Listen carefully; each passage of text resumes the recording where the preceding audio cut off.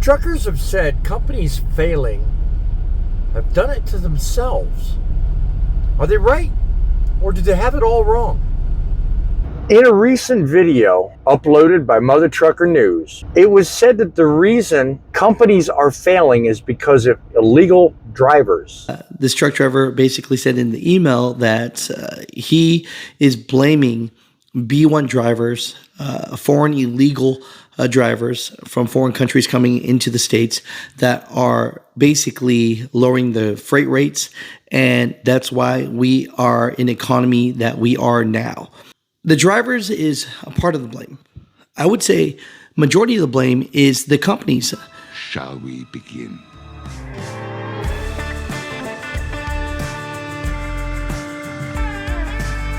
Howdy ho, and welcome to the new and improved show called Truckin City Journal. A show where we give you the voice, don't settle for silence, speak out today, and help make trucking great again. Is it really the fault of the illegal drivers? And where did all of this start? And my next question is this: who is really at fault for the way the industry is today? Folks, illegals are entering this country at an alarming rate, more than ever. You can't deny that.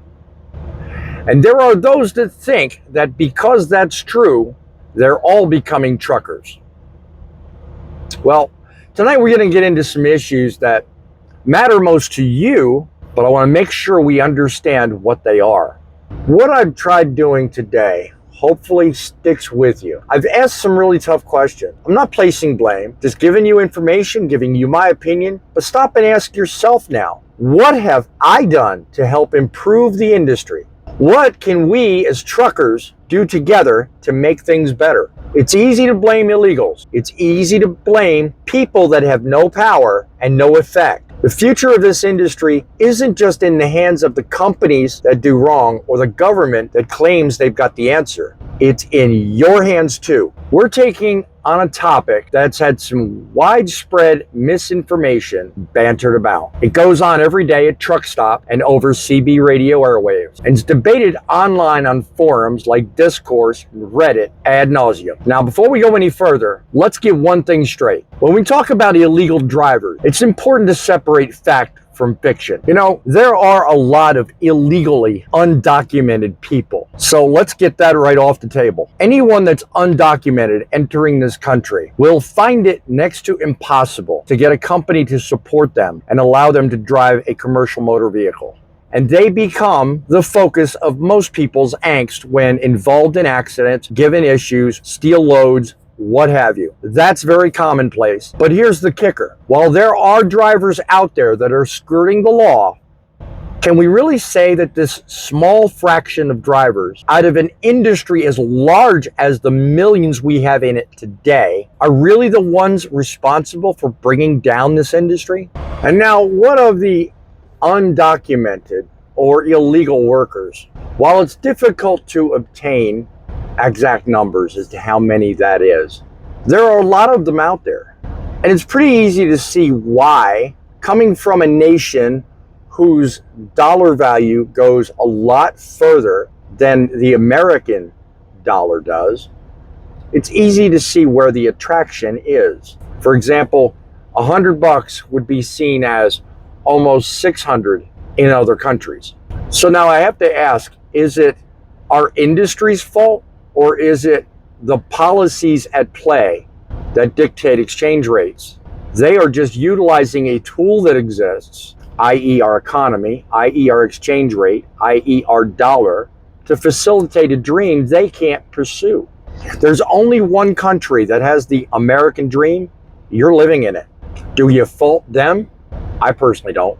Now, while it's difficult to actually state data on how many B1 drivers are here, they're unlikely to be the primary cause of the industry's broader issues. Comment below if you agree with that statement, or if you have facts supporting an opposite approach, put them below. I welcome dissent. I want to tackle this going forward from two critical angles, so stick with me. It's important you hear my argument. Two angles I speak of are us and them. Is it time we take a hard look in the mirror, or do we make changes to loopholes in the system? There are those companies, both employing drivers as well as those tendering loads, knowing the individual in question is not allowed to transport, yet they let it happen.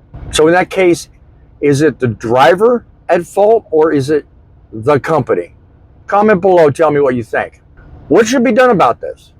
What should we do? And really, the other end of this question is, does it happen enough to warrant action to begin with? Everybody you talk to has got a different opinion. I want to hear yours. Would it even make a difference? Would it change the rate on a load from this to this? What about the stories of the English requirements on testing to obtain a CDL? Is this one of the reasons we have this big of an issue? Let me know your thoughts. How often do we take a moment and actually reflect on our own role in this problem we're discussing? I mean, the truth is, there are many forces at play that we as truckers, those who live and breathe this life every day, we bear a significant amount of responsibility for where we are right now. I mean, think about it. The economy tanks, rates plummet, and suddenly everyone's all after all of the illegal people and drivers who are foreign workers taking our jobs. But how often do we stop and consider that the industry's problems are not just the result of outside forces, but of those choices we as a community make? We allow this to happen. We say very little about it when it does. Poor training standards, lack of unity among drivers, and the willingness to accept subpar work conditions are but just a few of the problems that we've allowed to propagate into untold proportions. We gripe about the mega carriers undercutting each other and then eventually coming after us.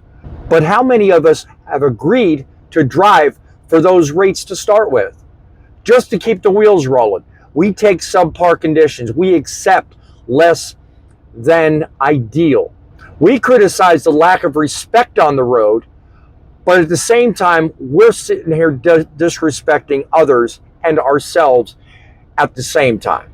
These are uncomfortable truths we need to confront head on before we blame the small minority of the percentage that really affects us. Don't misunderstand my tone or conversation.